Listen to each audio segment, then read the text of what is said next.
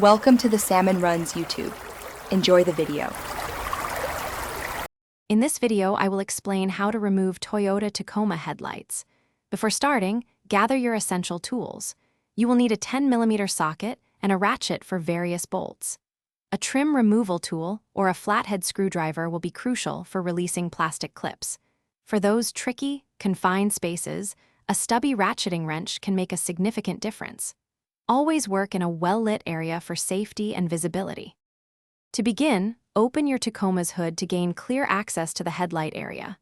Your first major step is to remove the front grille, which is typically held by a few 10mm bolts and several plastic clips. Next, you will need to detach the small trim piece found directly below the headlight. Finally, gently pull back the fender liner.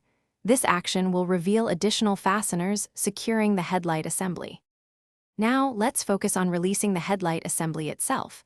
You will find two 10mm bolts securing the top of the headlight. Remove these first.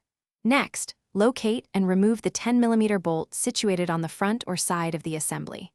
There is often a third, more challenging 10mm bolt near the bottom, sometimes requiring a stubby wrench. After all bolts are out, carefully disconnect all electrical connectors from the bulbs. With all fasteners removed and electrical connections detached, gently wiggle the headlight assembly to free it from the vehicle.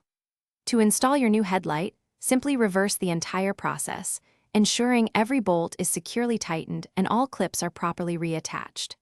Before fully closing the hood and reinstalling the grille, test all headlight functions, including high beams, low beams, and turn signals, to confirm proper operation. Thanks for watching. Consider subscribing if we helped you.